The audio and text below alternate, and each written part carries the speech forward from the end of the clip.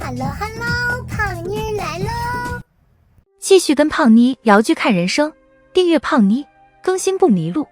在《甄嬛传》中，安陵容是一个悲剧式人物。从身为秀女参加殿选开始，她似乎就是一个凑数的。如果不是甄嬛别在她鬓边的海棠花引来了蝴蝶，安陵容怕是连进后宫为嫔妃的机会都没有。在宫中的数年里，皇上对安陵容的态度也透着不那么喜欢，不那么尊重。从唱歌到刺绣，从配香到冰溪，为了得到皇上的宠爱，不至于被遗忘，安陵容使尽浑身解数，甚至不惜损害身体，赔上性命。安陵容对皇上来说到底是什么？真的只是一个玩意儿吗？初次看《甄嬛传》的时候，胖妮以为是的。但当我逐渐成熟，再次重温这部剧之后，尤其是联系安陵容的几次崛起，前后的剧情做以分析之后，胖妮对此有了不同的看法。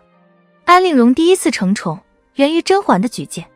当时的眉庄因假孕被禁足，甄嬛通过吹枕头风，使皇上对华妃起了疑影。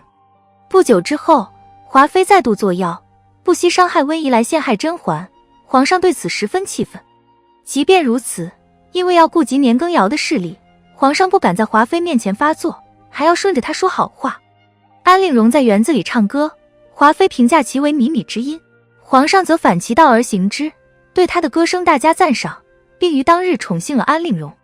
在之前的影片中，胖妮将胖菊的此举称为消极反抗，所以从圆明园回宫之后，皇上似乎把安陵容这个人给忘了。为了能在皇上面前刷一波存在感，安陵容带病做起医，结果皇上却更中意甄嬛做的那一件，对安陵容也一直淡淡的。直到刘本被抓，华妃坐实了陷害眉庄的罪名，皇上又一次碍于年羹尧的实力，不敢给华妃严厉惩处。非但如此，得知年羹尧次子立下战功，华妃还不依不饶的要求皇上封其爵位。饭桌上，皇上的脸都要耷拉到地上了，口中却还要说着言不由衷的话。紧接着场景一转，小夏子就跑到延禧宫，让安陵容去养心殿，说皇上想见她。这一次虽然安陵容最终没见到皇上，却是从圆明园回宫以来首次被皇上想起，并特意召见。安陵容第二次崛起发生在甄嬛被华妃罚跪小产之后。皇嗣被害，作为甄嬛腹中孩儿的父亲，皇上又气恼又难过，但作为一国之君，他要权衡利弊，要审时度势。一边恨不得将华妃打入冷宫，却只能将巴掌高高举起，轻轻放下；另一边，甄嬛沉浸在丧子之痛中，对胖菊没个好脸色。这时，安陵容在宜修的秘密培训下，乘坐一叶扁舟在湖面唱起采莲，声音软糯，笑靥如花。皇上不仅当即让她坐在身边，还封她为安贵人。如果说在太后、皇后眼中，静妃和眉庄是制衡华妃，在后宫强大势力的棋子，那么在皇上心里，安陵容就是那个制衡华妃期间给他用来释放压迫感的工具人。每当皇上在华妃面前因为皇权被压制，从而生出憋屈、郁闷等负面情绪，他就想见安陵容。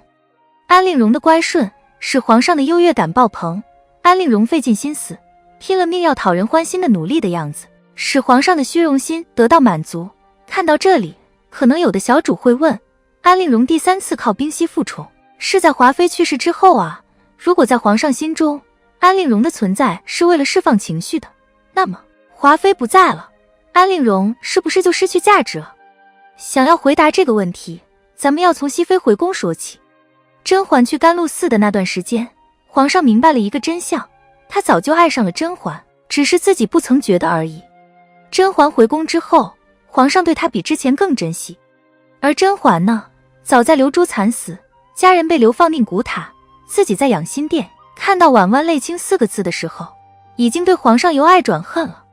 加之回宫时，她腹中怀了果郡王的孩子，心中有了果郡王这个人，对皇上更是只有厌恶和利用。因此当甄嬛以熹妃身份出现在皇上面前的时候，她和皇上之间的地位发生了逆转。甄嬛对皇上无欲则刚，而皇上反而因为在乎甄嬛而不自觉地压抑自己的感受。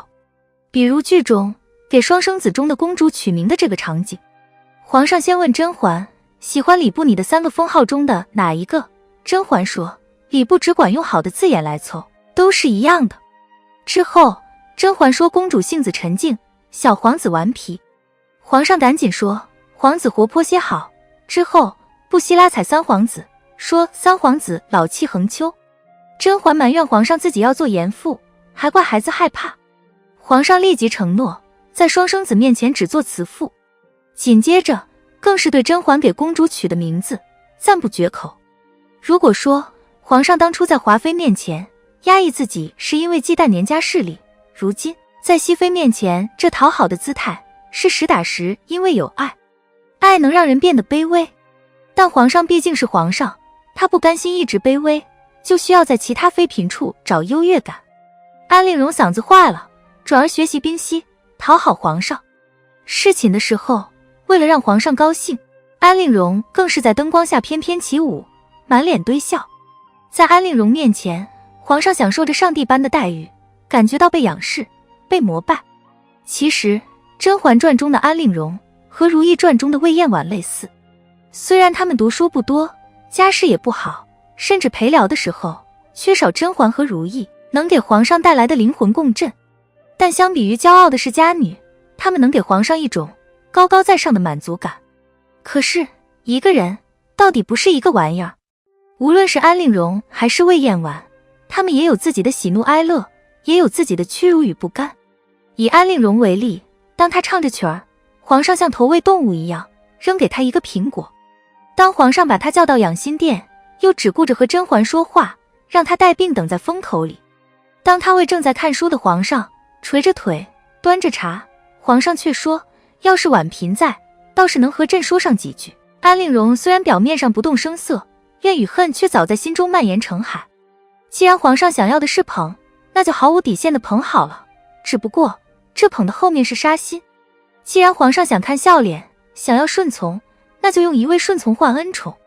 既然皇上也不曾在这段关系里投入感情，那他也不用顾忌皇上的康健，在香料里动动手脚，让他流连忘返。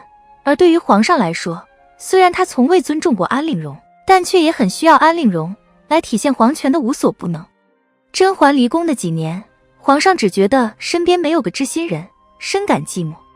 而安陵容自尽，皇后又说出了那句你以为姐姐爱你很多吗之后，皇上的精神则迅速地萎靡了下去。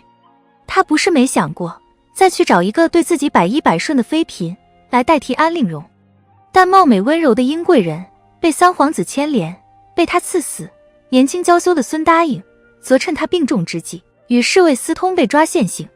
皇上最后的死，不仅因他身体的腐朽，更因他精神的垮塌。从这个角度上来说，安陵容这个类型的妃嫔对皇上来说也是不可或缺的。哪怕她表现出的所有的敬畏、仰慕和深情都是假的，那又如何？权力、欲念，说到底都不过是一场虚妄罢了。好了，本期的影片就到这里。